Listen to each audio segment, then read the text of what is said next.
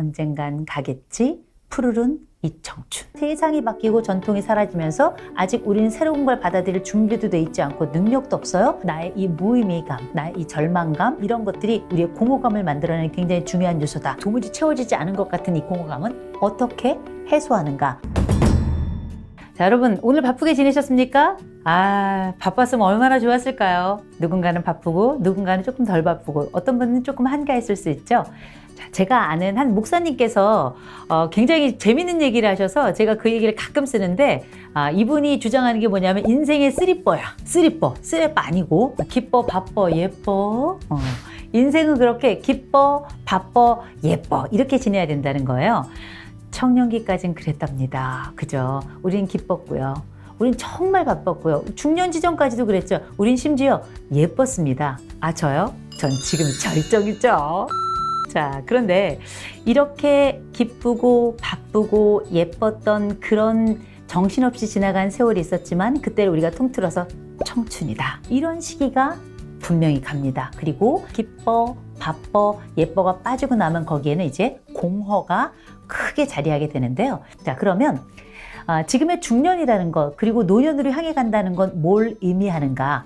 여러분 아시죠? 코로나 시국이 지나고 우리는 이 시대를 포스트 코로나라고 부르고, 코로나가 오래 지속될 것 같아서 이걸 위드 코로나라고도 불러요.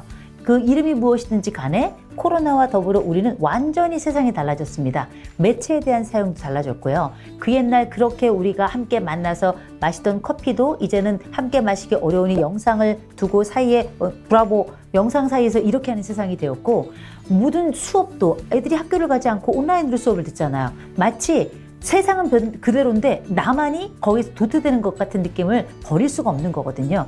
그래서 우리가 알고 있는 이 코로나 시국이라는 게 정말 안전감을 상실한 시기이자 동시에 우리의 전통이 상실된 시기이고, 그건 마치 청춘을 잃은 중년과 새로운 것을 받아들이기에 아직 준비되지 않은 중년, 지금 우리의 모습하고 굉장히 유사하지 않나 이런 생각을 해봅니다.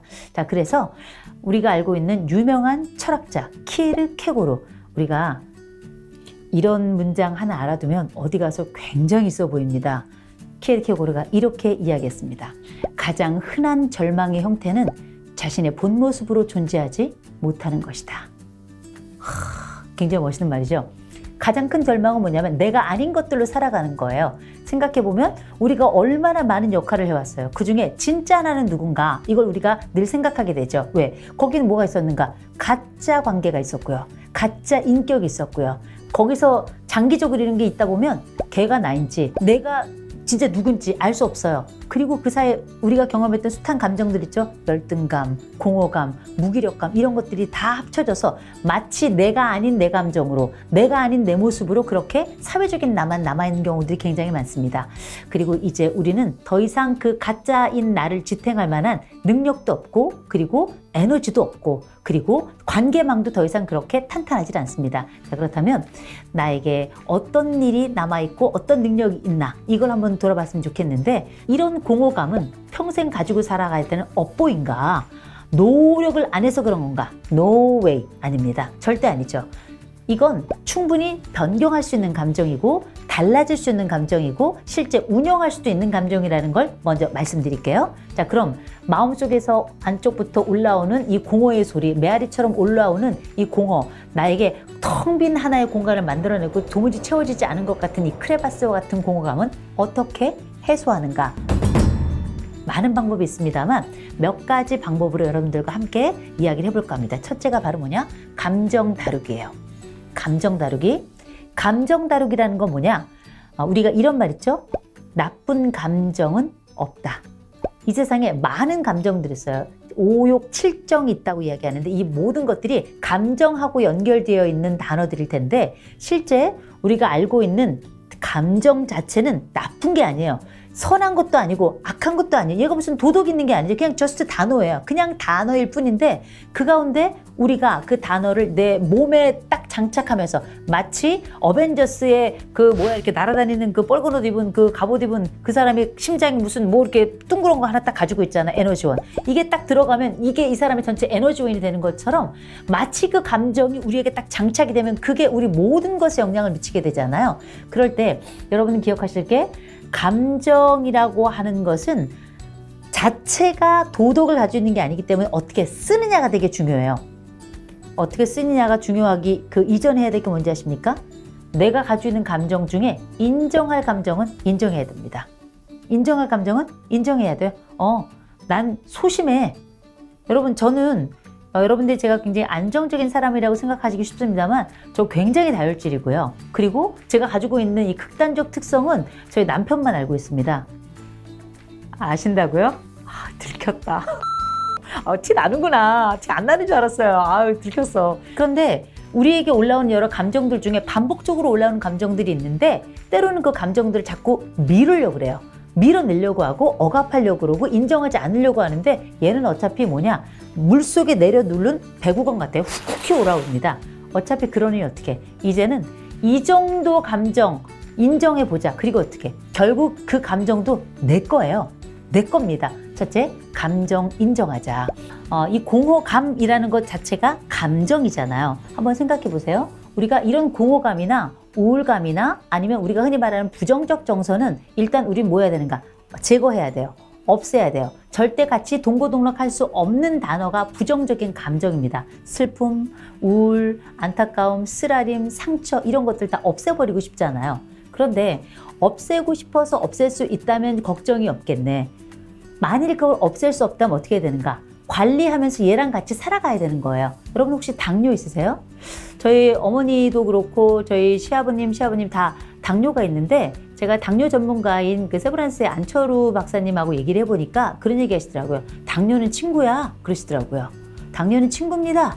그래서 어떻게 잘 관리하면서 같이 살아가야 되는 거예요. 관리만 잘하면 괜찮은 친구예요. 오히려 이것 때문에 다른 몸을 더 건강하게 유지하는 데 기여합니다. 이런 얘기를 하더라고요. 있는 대로 내 병을 인정하자라는 이야기였어요. 굉장히 중요한 얘기라고 보는데 왜 이야기를 하는가? 우리는 보통 내가 가지고 있는 부정적 감정은 절대 인정하지 않습니다. 내가 완벽한 존재가 돼야 된다는 오만일 수도 있어요. 이게 왜 내겐 슬픔이 안 돼? 왜 나에게는 공허함이 허락이 안 돼? 당연히 될 수 있는 겁니다. 그렇다면 장기간 우리는 내게 있었고 또 있어도 괜찮은 감정인데도 불구하고 이 정서들을 방치했단 말이에요. 그러나 여러분 아시죠? 배구공은 물속에 누른다고 해서 들어가는 게 아니에요. 오히려 더 튀어 올라옵니다. 이걸 더 부정하고 밀어내려고 할수록 오히려 내게 더 가까이 오려고 하고 더 크게 나를 부딪혀 오는 게 바로 이 부정적 감정이기도 하기 때문에 공허감 역시 그냥 어떻게 인정하자는 겁니다. 그래 나 공허해. 나 텅 빌 때 있어. 이 텅 빈 마음이 때론 나도 막 미칠 것 같을 때가 있어. 이걸 어떻게 얘기한다고 겁쟁인가요? 그럼 전 매일 겁쟁이에요. 그렇게 이야기하면 겁쟁인가요? 저는 그분들을 치료를 기꺼이 받고자 하는 용사라고 저는 생각합니다. 특별히 남성분들도 계시고 여성분들도 계시죠.